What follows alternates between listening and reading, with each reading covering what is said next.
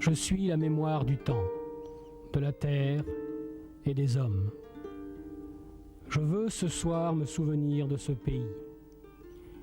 Écoute la chanson bien douce qui ne pleure que pour te plaire. Laisse-moi troubler tes yeux. Écoute-moi. Imagine.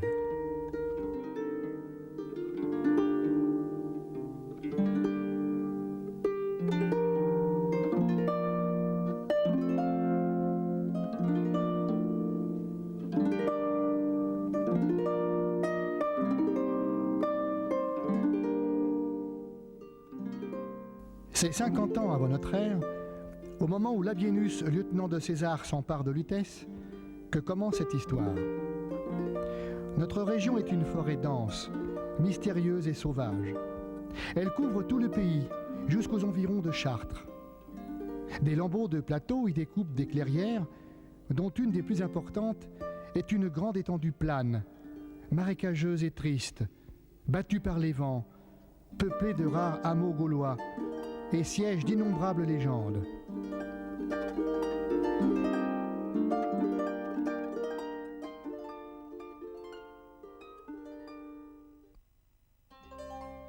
Châteaufort n'est alors qu'un promontoire boisé où expirent les buissons et les genêts. Les nombreux coureurs des bois, brigands en marge des lois, bûcherons, chercheurs d'écorce, sabotiers, chasseurs et bergers, tous connaissent bien ce lieu élevé, mais nul ne l'habite.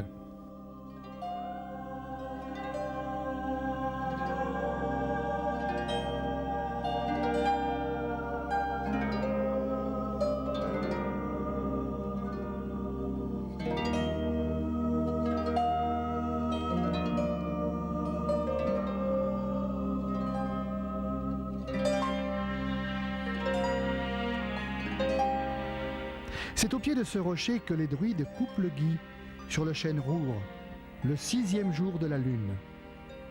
Le gui, symbole de l'immortalité de l'âme, lui qui reste vert et fructifie, tandis que tombent les feuilles du chêne sur lequel il vit.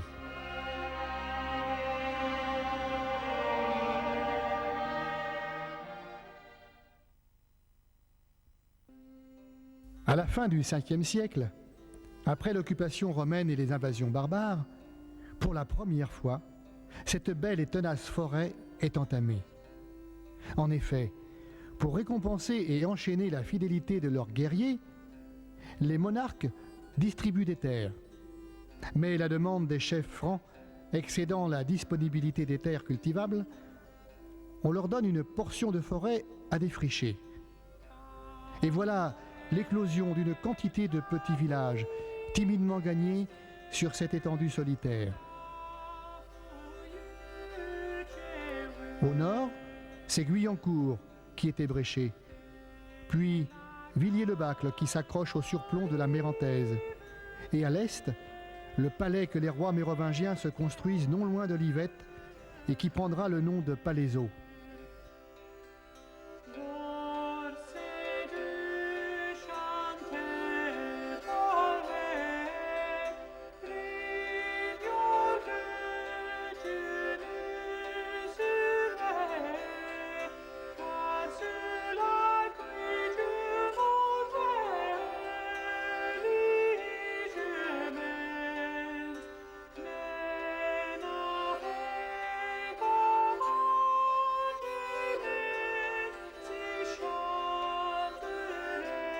Qu'il est doux de voir naître à travers les brumes la fumée sur les toits, la torche à la fenêtre, fourmillante cité, cité pleine de rêves.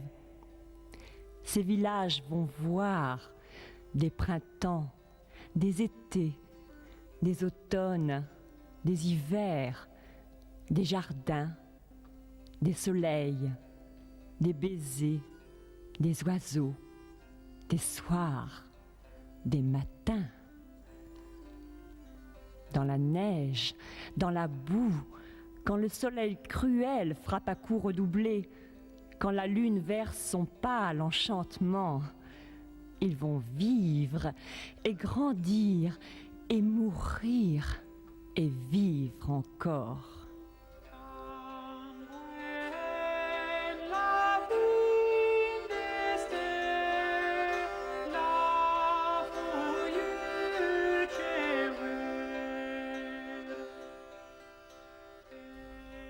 Des siècles passent, des races se fondent.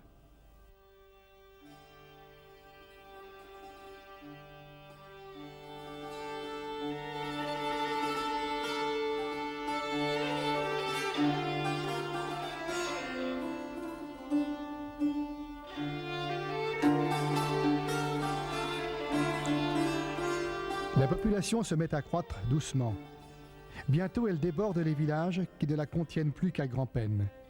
Chacun donc reprend sa cognée pour aménager des champs nouveaux et fonder Magny, puis sur les plateaux, Bulloyer, Bouessy, Gomberville et enfin Châteaufort, sur le promontoire boisé qui domine la Mérantaise. Or, dans le même temps, s'établit en France la féodalité. C'est Charles le Chauve qui ont fourni les bases en 877. Une poignée de nobles se partagent le royaume effrité de Charlemagne. On voit alors, çà et là, se construire des maisons fortes en bois et en ces lieux, autour du seigneur. Quelques hommes d'armes protègent le pays.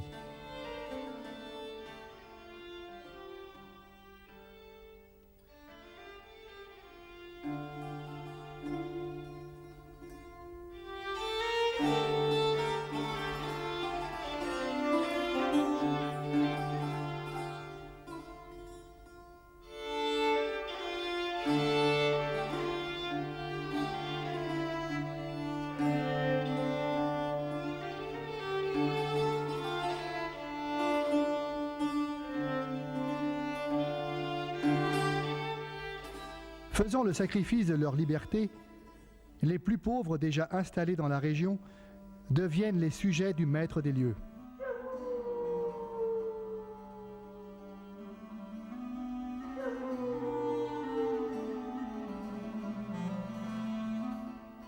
Lorsque tu dormiras, pauvre cerf inconnu, au bord d'un chemin creux, au fond d'un ver taillis, quand la crainte des loups opprimant ta poitrine empêchera ton cœur de battre et d'espérer, tes jambes de courir, et que tu n'auras plus pour reposer ta tête qu'une pierre mouillée par la pluie du matin, tu viendras, toi aussi, déposer devant lui tes hardes fatiguées, ta vie aventureuse, donner en esclavage tes mains, et puis ton âme.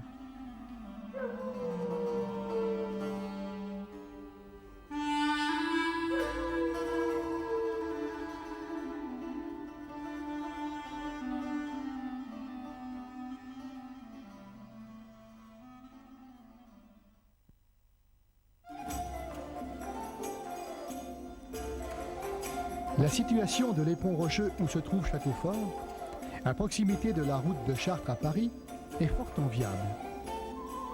Aussi, en 958, Thibaut, le seigneur du moment, y fait construire un château en bois, à l'emplacement même des ruines d'un oppidum mérovingien.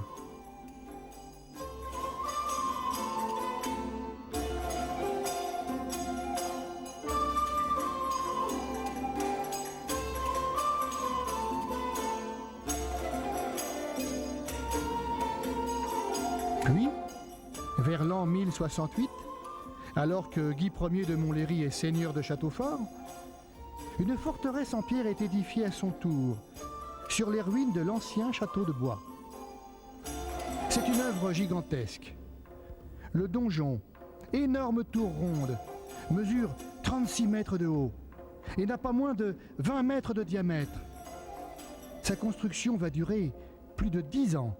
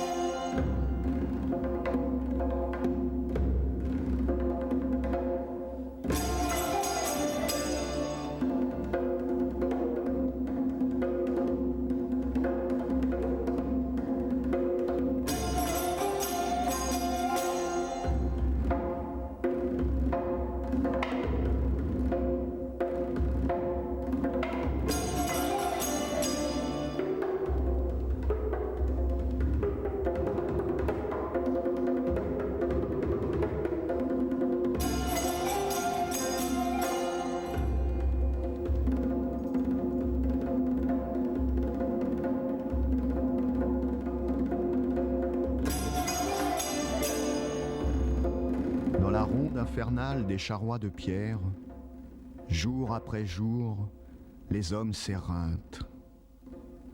Ils sont 1000 peut-être qui ne cessent de bouger. Tailleurs de pierre, carriers, gâcheurs de mortier, charpentiers, forgerons, maçons, architectes, enfants même. Et de leurs mains, de leurs chagrins, pierre après pierre, d'échafaudage en échafaudage, s'élève l'orgueil de Guy Ier.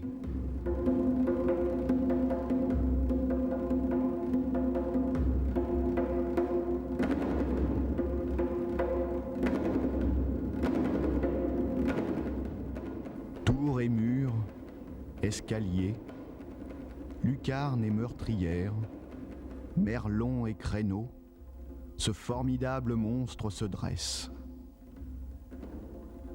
Près de lui, des huttes se serrent autour de la muraille, espérant que la terre pourra contenter cette vie qui s'installe.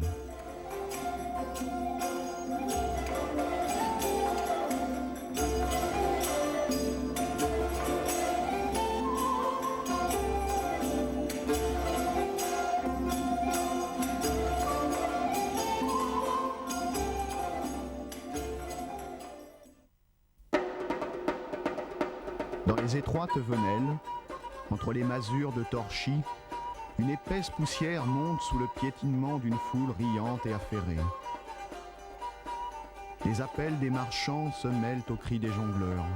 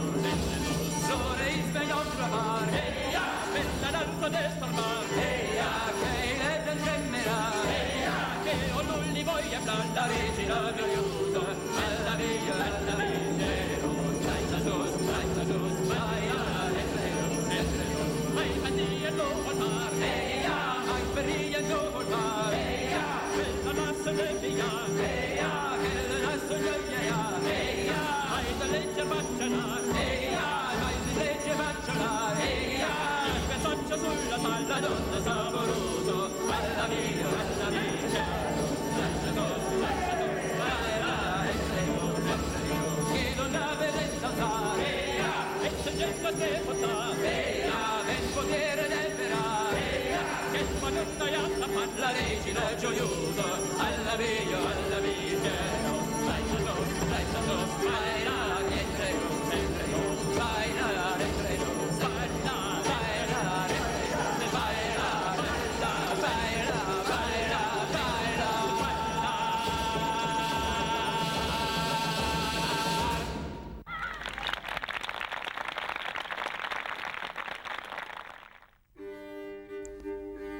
Guy Ier, marié à Audierne de Gomette, est un seigneur puissant. Entouré de ses fils Guy le Rouge et Milon le Grand, il est aussi le maître de Montlhéry et de Chevreuse. Pas une sédition n'éclate dans le royaume sans que nos turbulents seigneurs n'y soient mêlés, quand ils n'en sont pas les auteurs. Tout le pays, compris entre Paris et Orléans, est en proie à leur rapine. Ces méfaits pèsent lourd sur les âmes de nos chevaliers. En 1074, pour obtenir le salut et la rémission de ses péchés, Guy Ier prend l'habit des moines de Cluny et se retire dans l'abbaye qu'il avait fondée à Longpont. Milon le Grand reçoit Montlhéry et Guy le Rouge devient seigneur de Châteaufort. Le royaume que l'on commence à appeler France est bien exigu. Les grands fiefs le cernent dangereusement.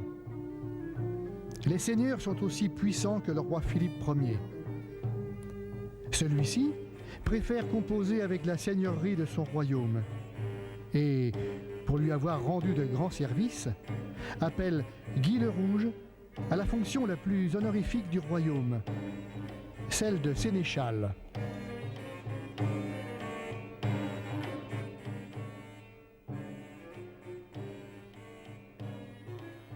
Nous sommes en 1091 et Guy le Rouge, comte de Rochefort, seigneur de Gournay-sur-Marne, de Châteaufort et de Crécy-en-Brie, est fait sénéchal au cours du rite de l'hommage.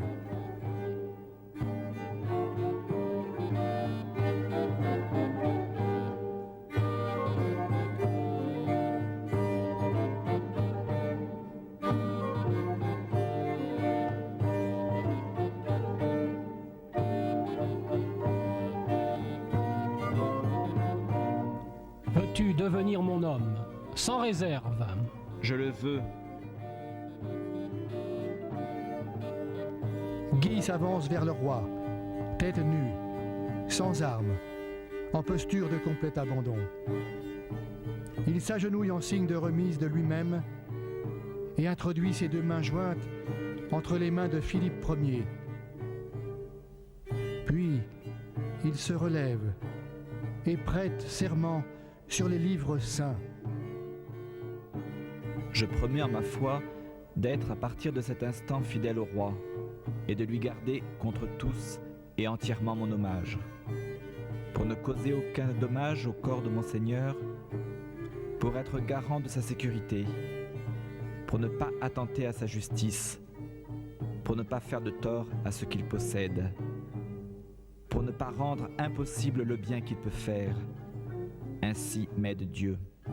Philippe Ier a pris Guy dans ses bras et l'embrasse, scellant par ce baiser l'amitié entre les deux hommes et leurs familles, souhaitant que ces liens demeurent à travers les générations.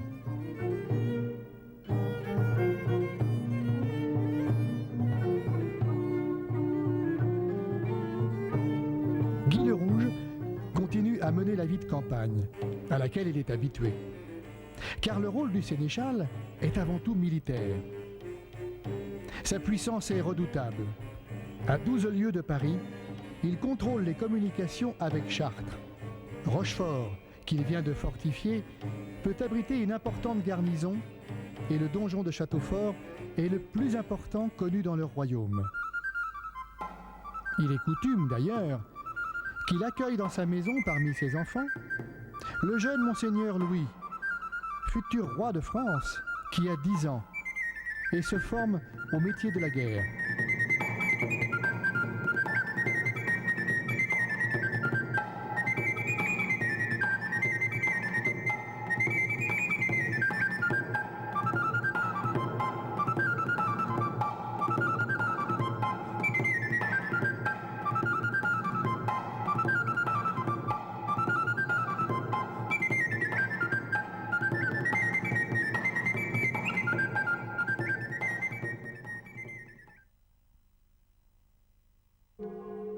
En 1095, un fait bouleverse notre pays.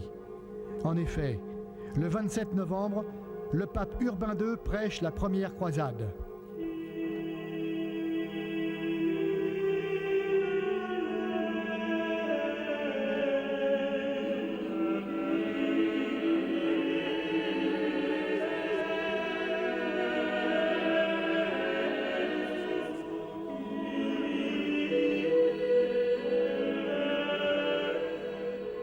Dans la nef de la cathédrale de Clermont se presse la fleur de la noblesse et de la chevalerie avec ses plus belles armes et ses plus beaux atours.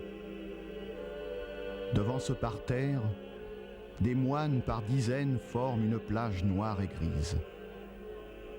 En avant d'eux, les évêques et tout près de l'autel, les cardinaux romains semblent autant d'idoles immobiles. Plus loin, assis sur un trône surélevé, un prêtre âgé vêtu d'une robe blanche.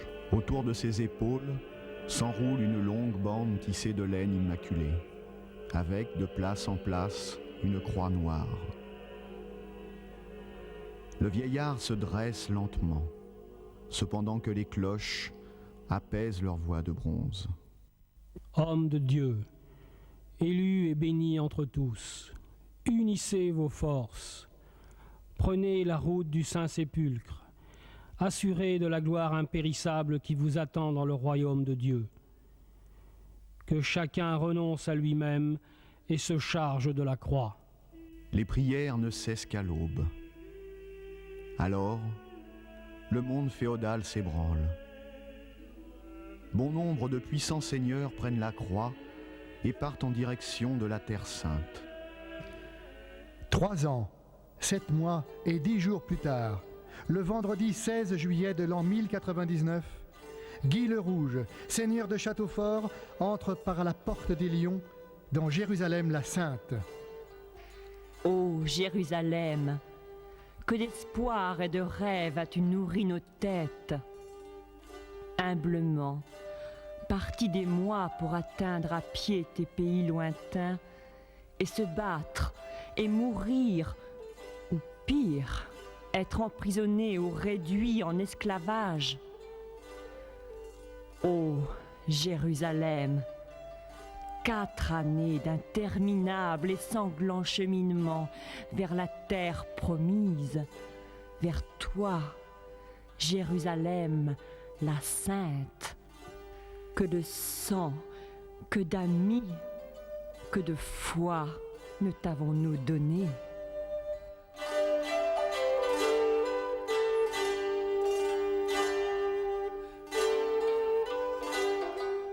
Six étés ont succédé au printemps, entre ce jour et aujourd'hui, où Guy le Rouge, couvert de richesses, rentre ainsi que les siens vers ses terres et sa maison. Mais son cœur est lourd. Milon le Grand, son frère, seigneur de Montlhéry, est tombé aux mains des infidèles. C'est alors le printemps. Dans la vallée, en arrière des marais, les paysans de leur houe de bois retournent la terre au cré. Ils regardent l'imposant cortège qui s'avance. Au-devant d'eux, l'abbé de Morigny et Hugues de Crécy, le fils de Guy le Rouge, s'empresse. Tout le couvent va processionnellement lui rendre les plus grands honneurs et obtenir le privilège qu'il vienne loger au monastère.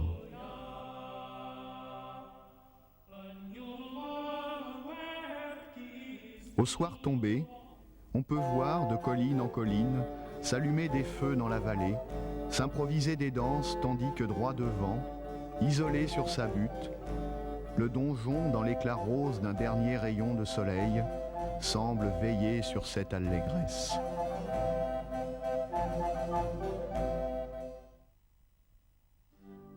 Guy le Rouge se remet ensuite à la disposition du roi Philippe Ier. Ce dernier lui rend sa charge de sénéchal et leur mutuelle amitié en vient au point que, sur les conseils de son père qui vieillit et espère renforcer ainsi la soumission de Châteaufort, le jeune prince Louis consent à échanger une promesse de mariage avec la belle Luciane de Rochefort, fille aînée de Guy le Rouge. Ce serment est un immense honneur. Il consacre la suprématie de la maison de Rochefort et Châteaufort sur ses égales. Ce jour est l'un de ceux où l'on oublie les rancœurs et les haines. Il fait beau, les cloches tintent joyeusement, et les jeunes gens ont décidé de se rendre au château à cheval, suivant l'usage. Luciane a des yeux rieurs, de longs cheveux châtains tressés en 2 nattes souples. Elle n'a pas 14 ans. C'est son père qui la prend entre ses bras vigoureux et la met en selle, puis, gravement, se place à sa droite. Monseigneur Louis n'est pas loin. Ses 24 ans bien campés sur un palefroid, piaffant d'impatience. 2 à 2, 3 par 3.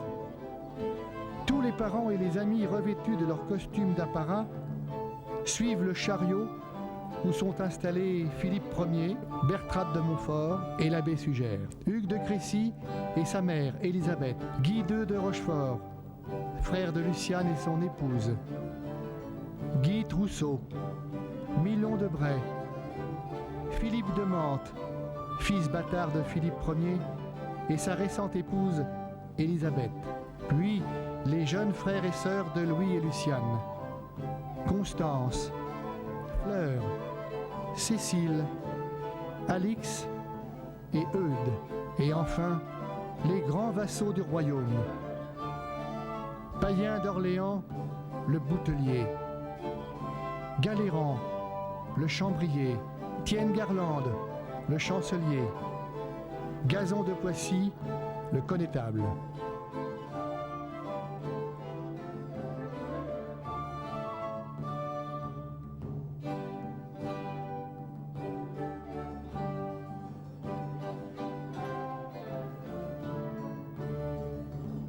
Depuis plusieurs jours, on a disposé et paré la grande salle. Sous les tables dressées sur des tréteaux, les valets ont jonché les dalles froides de foin odorant et les trompettes qui sonnent disent que le grand dîner est prêt. Guidés par les écuyers, les invités se pressent vers les tables car le festin promet d'être riche. Aux petits oiseaux confits dans la graisse et parfumés d'armoise, succèdent les tourtes de venaison, longuement mortifiées, puis les cygnes rôtis. Le vin lourd, parfumé de résine, circule à pleine coupe, cependant qu'on apporte les entremets, gâteaux au miel et aux amandes parsemés de grains de poivre.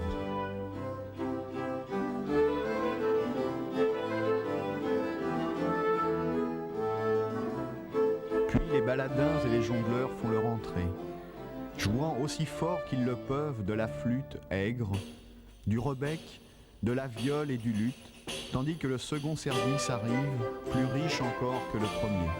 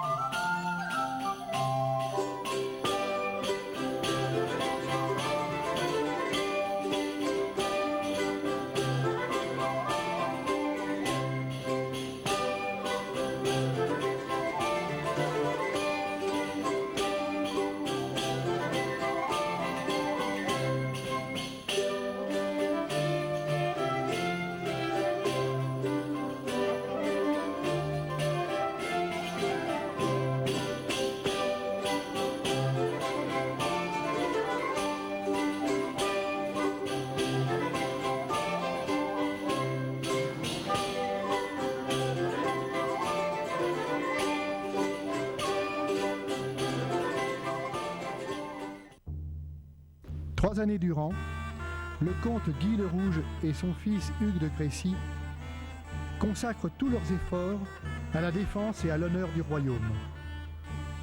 En 1107, ils affrontent la coalition de Milon de Bray et de la famille Garlande à Montlhéry. À la suite d'alliances et d'échanges de terres, l'imposante forteresse est revenue dans le domaine royal et abrite pour quelque temps encore Luciane, qui attend d'être mariée au futur roi de France. Milon de Bray ne peut se résigner à voir lui échapper cet héritage familial. Il noue des intelligences avec les habitants de Montlhéry et assiège le donjon, occupé par les troupes royales. Le sénéchal, Guy le Rouge, réunit plusieurs chevaliers et avance vers le château assiégé. De son côté, Louis, qui a promis de garder soigneusement le lieu où sa future épouse est enfermée, marche sur Montlhéry. Point de combat. Les assiégeants prennent la fuite.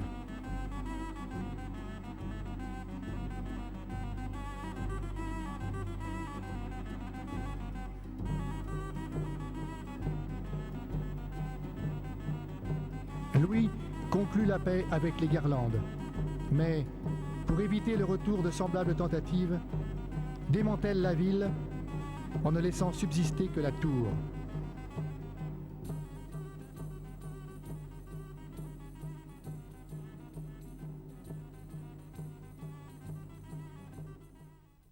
En 1107, Guy le Rouge transmet à Hugues de Crécy son office de sénéchal et la garde du château de Gournay-sur-Marne. Hugues est intelligent et violent, querelleur et rancunier, toujours en grand appétit d'argent et pas regardant sur les moyens de s'en procurer.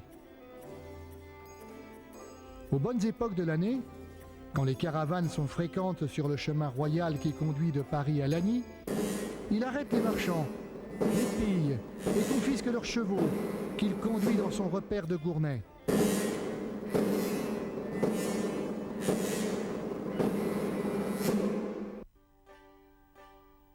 Le roi, hors de lui-même, à la vue de ce procédé sur un terrain lui appartenant, rassemble son armée et vient investir le château afin que les vivres n'y entrent point. Le jeune prince Louis a 27 ans. Il est dynamique, brillant chevalier, bienveillant au point que certaines gens le tiennent pour simple d'esprit. Courageux défenseur du royaume paternel, veillant au repos du clergé, des travailleurs et des pauvres, il n'a pas accepté sans réserve l'arrangement de son mariage avec Luciane de Châteaufort. Et il supporte mal la domination des ennemis héréditaires de sa maison. Il prend conscience que l'heure est venue d'en finir. Le prince Louis commande de forcer l'île sur le bord de laquelle le château est situé. On aborde par bateau, à la nage ou à cheval. Du château use de pierre, de lances et de perches.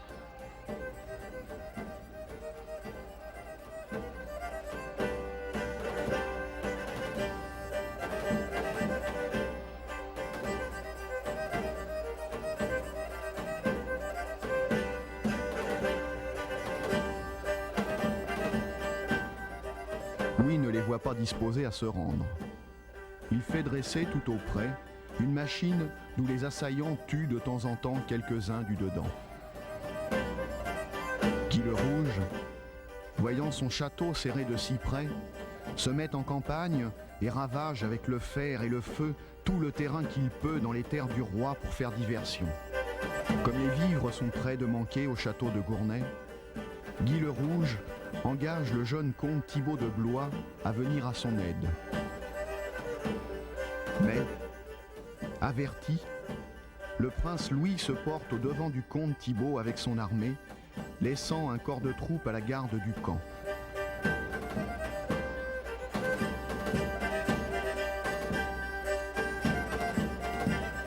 Il met hors de combattre les troupes de Blois et le reste en fuite.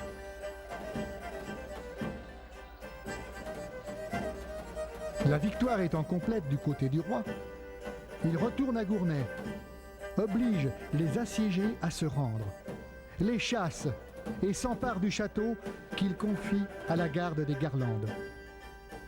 Il rompt ses fiançailles avec Luciane et ôte sa charge de sénéchal à Hugues de Crécy.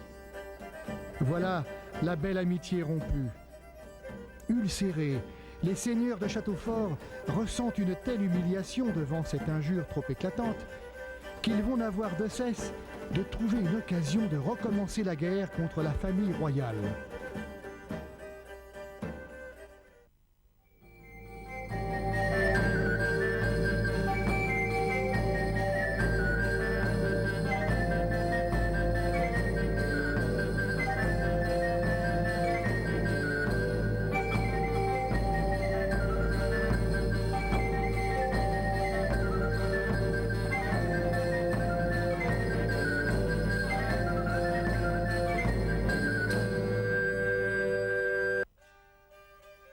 Je me rappelle le temps de la bugade. La bugade, c'est faire de la buée. C'est en fait laver son linge. Des mois entiers, dans des coffres et des paniers, on entasse le linge sale. Puis sur des chariots en montagnes croulantes, que d'autres suivent de chaudrons et d'immenses baquets, on descend au ruisseau. Chacun met alors la main à l'ouvrage. Les femmes trient le linge que l'on recouvre de cendre. Puis avec des cris de joie, on se bouscule, on puise l'eau, on allume les fagots, on touille avec des bâtons. Des jeunes filles retroussent leurs jupons à mi-jambe et foulent le linge en dansant dessus.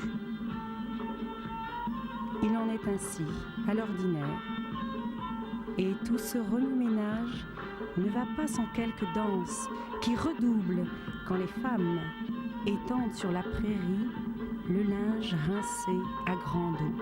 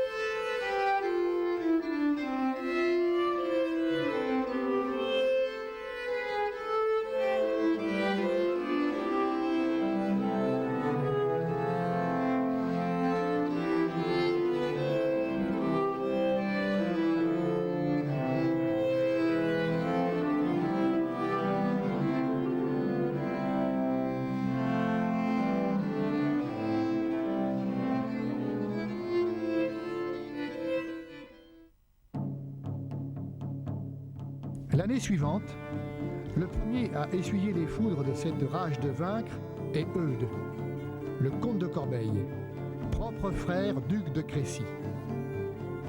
Hugues lui reproche de ne pas l'avoir secouru contre le roi pendant la campagne de Gournay.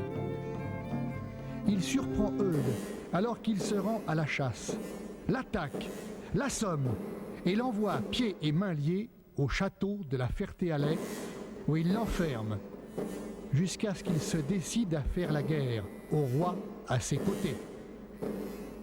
Après cet enlèvement, Hugues de Crécy se rend maître de la ville de Corbeil. Quelques habitants portent aussitôt leur plainte au roi. Louis VI, considérant que cette insulte s'adresse à lui-même, assemble ses troupes et les fait marcher devant Corbeil, qui l'assiège.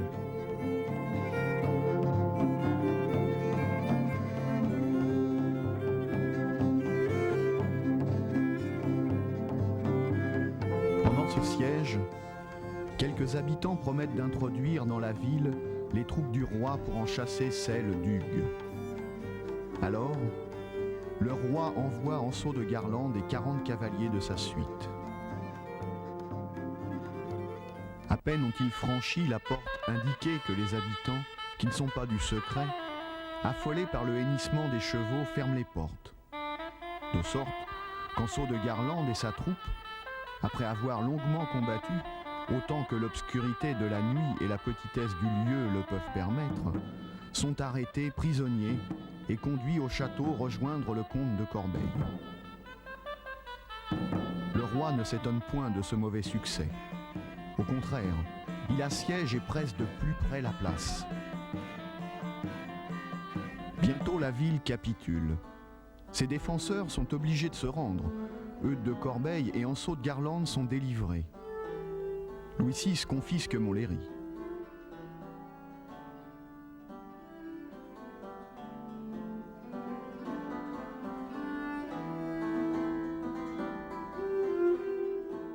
Appelé au camp du roi, Milon réclame son fief en vertu de son droit héréditaire. Prosterné aux pieds du roi, pleurant, se lamentant, il fait impression sur lui à force de prières. Condescendant à cette demande éplorée, le roi fait venir les habitants et leur offre Milon de Bray comme seigneur. La joie éclate. Hugues est sommé de sortir des murs de la ville, contraint de se retirer. Il s'enfuit précipitamment.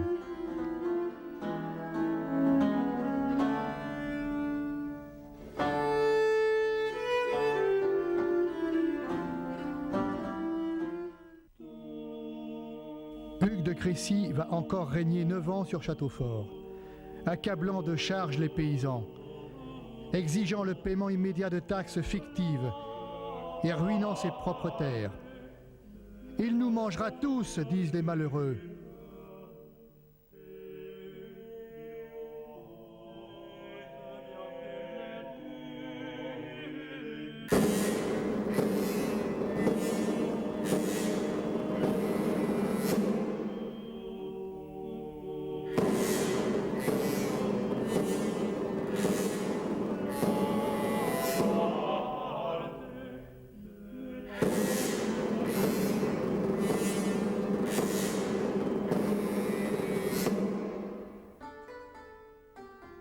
En 1117, Hugues ne peut plus contenir sa rage.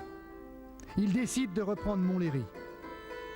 Il attire Milon sous le faux prétexte d'une réconciliation dans son château de Rochefort, s'empare de lui, l'enchaîne et va ainsi le traîner de donjon en cachot du nord au sud de son domaine pendant 1 an, pour l'emprisonner dans une de ses tours de Châteaufort.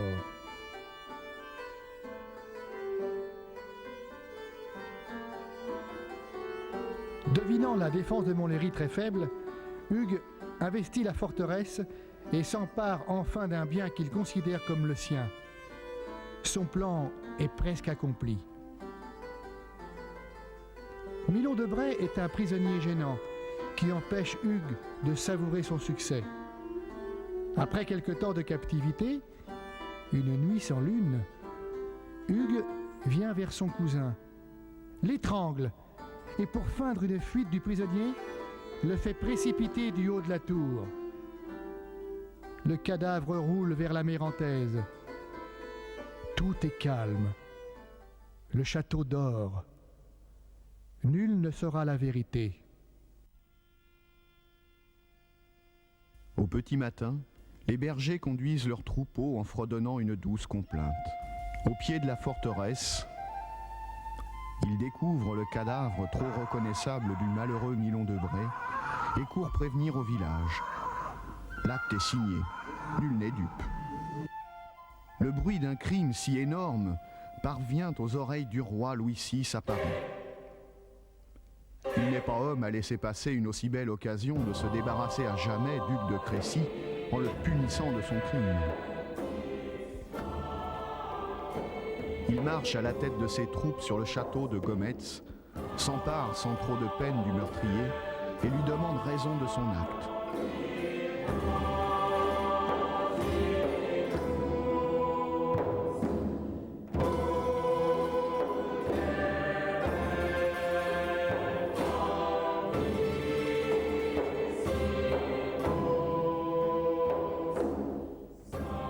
Hugues refuse d'avouer son méfait. Alors, le roi le condamne à comparaître devant la cour d'Amaury de Montfort, son beau-père, afin de s'y purger par le duel judiciaire de l'accusation portée contre lui.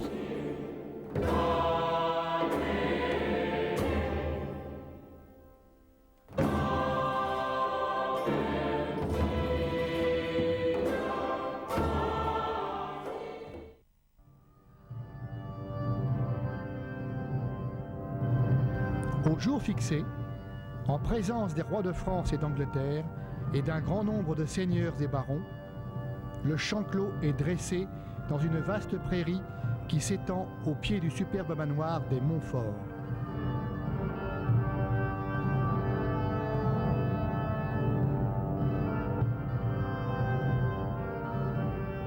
Devant une telle assemblée, persuadé que Dieu est contre lui, Hugues de Crécy n'ose pas soutenir le combat contre le champion désigné par le roi. Il se jette aux pieds de Louis VI, fait honteusement l'aveu de son crime, demande pardon à Dieu et aux hommes. Le roi accepte son repentir.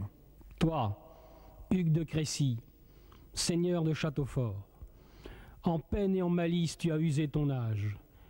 Tu as vécu des larmes d'autrui et du pillage. Maint homme a exilé et tourné en servage, et mis par pauvreté maintes femmes au putage, et ravi leurs châteaux et leurs droits d'héritage. Tu prends soin de ton âme comme bête sauvage. Tu iras en enfer, douloureuse demeure, en peine perpétuelle, sans rien qui te soulage. De vivre longuement, tu n'as peine ni gage. Mue ta mauvaise vie et change ton courage. Reçois la chrétienté et fais au roi hommage. Rompu, détruit, ayant d'un fil sauvé sa vie, Hugues rend tous ses biens, terres et titres au roi, et part enfermer son remords entre les murs austères du monastère de Cluny en 1118.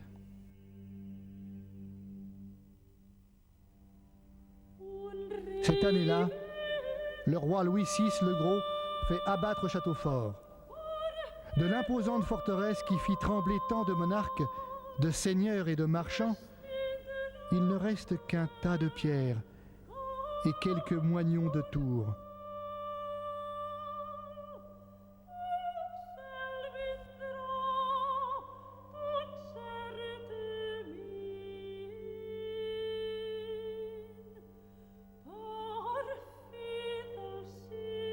Plus rien d'inquiétant.